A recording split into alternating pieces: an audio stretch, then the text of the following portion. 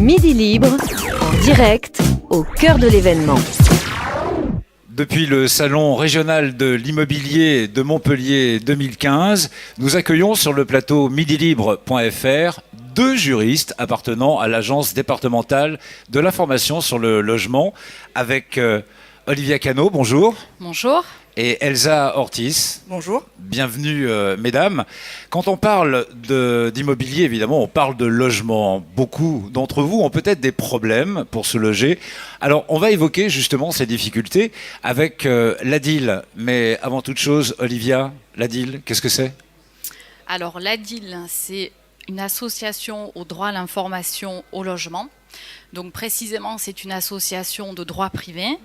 Mais nous sommes donc financés à la fois par des financements publics et privés, mais pour une mission de service public.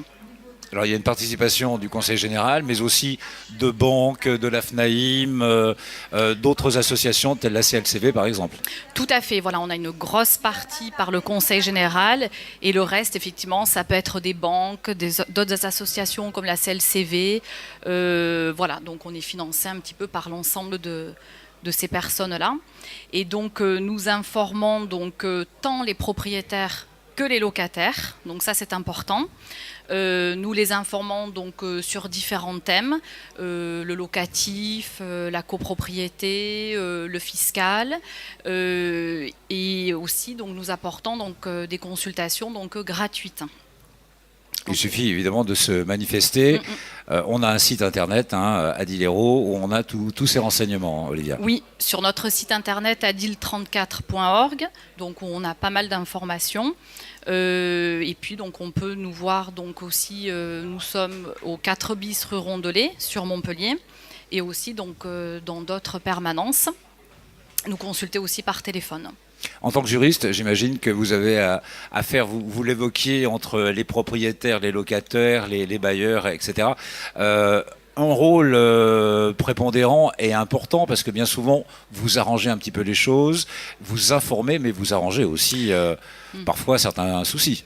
Tout à fait, puisque donc les personnes viennent nous voir, donc il y a un litige avec un bailleur ou un locataire ou un copropriétaire. Nous allons analyser le problème, apporter donc le texte, la loi, l'article qui va solutionner le problème. Et donc parfois les personnes n'ont dans ce cas-là pas besoin d'aller plus loin, c'est-à-dire d'aller consulter donc un avocat, puisque parfois on a réussi à solutionner le problème en apportant l'article qui démontrait que telle ou telle personne donc avait raison. Donc oui, on peut dire effectivement que parfois on est utile. Ouais. Oui, certainement, certainement. D'autre part, votre formation de juriste fait que, et le fait que vous soyez complètement indépendant, évidemment, puisque vous êtes une association indépendante, vous avez une bonne vision des choses. Mais alors justement, Elsa Ortiz, ceux qui viennent vous consulter, quels sont généralement, on ne va pas dire les problèmes, mais les thèmes qui sont bien souvent évoqués dans les bureaux de l'ADIL? Alors, les thèmes les plus récurrents sont les thèmes locatifs, parce que c'est une préoccupation constante. Donc des rapports propriétaires-locataires. Je précise que nous ne traitons les rapports locatifs que quand ils concernent des logements. Absolument pas les baux commerciaux, les baux professionnels. On s'attache à de la résidence principale, donc du logement.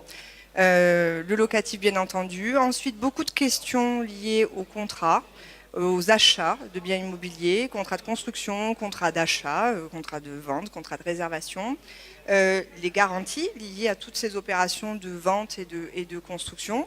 Nous traitons aussi pas mal de problèmes de copropriété. Nous renseignons, et là c'est en dehors de tout problème, sur les questions de financement et de fiscalité. Nous pouvons à l'ADIL faire des diagnostics de financement pour vous indiquer quelle est votre capacité d'emprunt, quels sont les prêts et aides, éventuellement même aides locales qui ne peuvent pas être connues, je dirais, au niveau national, mais qui ne peuvent être connues que par l'ADIL et le travail qu'on fait de se renseigner auprès de toutes les collectivités pour mobiliser des financements ou des aides à la rénovation énergétique. Nous avons aussi une mission d'information justement sur toutes les aides de rénovation énergétique. Nous sommes un PRIS ANA, donc nous sommes chargés, nous sommes un bureau qui centralise toutes les questions liées au financement de la rénovation énergétique et puis des questions de fiscalité également sur... Donc la maîtrise des lois, voilà. évidemment, loi Pinel, et puis notamment la loi Allure qui est sortie en mars dernier, il y a tout juste un an. Tout à fait, donc la loi Allure qui date du 24 mars 2014, qui a été une grosse réforme, qui a touché plusieurs secteurs, que ce soit le droit de la location, la copropriété et bien d'autres secteurs, a réformé aussi certains textes sur les professions immobilières. La loi Allure, nous attendons 200 décrets d'application au total. Il y en a une dizaine, on va dire, qui sont parus pour Vous voulez l'instant. dire une petite dizaine déjà. Petite dizaine, j'ai essayé d'être neutre là aussi. Donc nous attendons encore beaucoup de modifications et beaucoup de questions effectivement liées à l'entrée en vigueur de la loi Allure, au double régime maintenant locatif qui existe avec les anciens contrats et les nouveaux soumis à la loi Allure.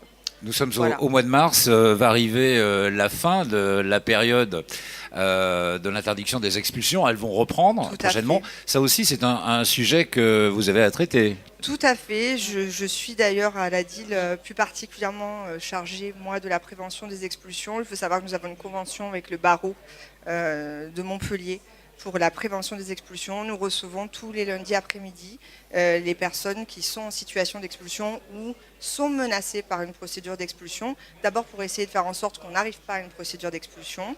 Et puis au pire pour les aider à leur trouver un avocat pour les représenter, à obtenir des délais éventuellement s'il n'y a plus de défense possible mais qu'il n'y a plus que des délais. Et puis à mobiliser d'autres aides comme le droit au logement opposable pour obtenir un logement social de façon prioritaire. Voilà, alors je voudrais revenir peut-être avec Olivia ou avec vous-même, Elsa, sur le FSL, c'est le Fonds de solidarité logement. Beaucoup de jeunes qui n'ont pas d'emploi actuellement et qui n'ont pas de revenus s'ils ont moins de 25 ans ont le droit également à se loger. Vous intervenez comment au niveau de ces décisions ? Là, il faut les renvoyer vers une assistante sociale, puisque ce sont uniquement les assistantes sociales qui vont monter ces dossiers. Ouais. Donc, on les informe que cela existe, mais nous ne pouvons pas intervenir, puisque ce sont uniquement les assistantes sociales qui montent le dossier, qui vérifient les ressources, parce que bien entendu, cela va concerner uniquement les personnes qui ont certaines ressources. Donc voilà, on va les rediriger vers les assistantes sociales sur ce point-là. Alors, le droit au logement, là aussi, c'est une des priorités pour vous ou pas à la DIL ? Nous avons vocation à intervenir sur tout le secteur du logement. Les grandes orientations de l'ANIL, l'Agence nationale d'information sur le logement, qui fédère le réseau de toutes les ADIL, puisqu'il n'y a pas des ADIL dans tous les départements français, mais dans un grand nombre de départements français. Les orientations, c'est la prévention des expulsions, la lutte contre le logement indigne. Voilà les grandes orientations, mais bien évidemment, de toute façon, la priorité de l'ANIL, c'est le droit au logement dans tous ses aspects.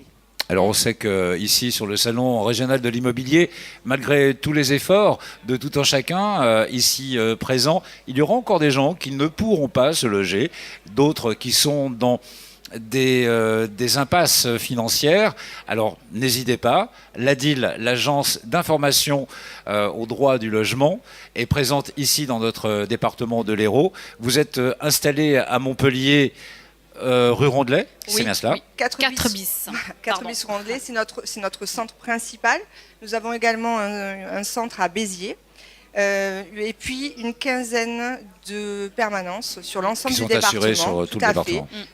Nous allons, on va dire, de Béziers à Lunel en largeur, et en hauteur, on va de l'Odève au littoral. Donc Sète, Frontignan, Lunel, Clermont-Lérault, Saint-André-de-Sangonis, Pézenas, Agde, Moguio, la Grande j'en passe. Voilà, une quinzaine de lieux où vous pouvez nous retrouver. Vous avez la liste des permanences sur le site internet. www.adil34.org. Et il faut savoir que l'ensemble, on va dire, des sujets se traitent plutôt sur rendez-vous, excepté tout ce qui est locatif, que nous traitons sans rendez-vous tous les matins à Montpellier, entre 9h et midi et demi, au 4 bis Rondelet. Donc pour le locatif sans rendez-vous, pour le reste sur rendez-vous, 04 67 55 3 fois. Merci pour tous ces renseignements. Merci Olivia, Elsa, je vous souhaite un très bon week-end. Midilibre.fr, toujours au cœur de l'événement. Merci. Midi Libre, en direct, au cœur de l'événement.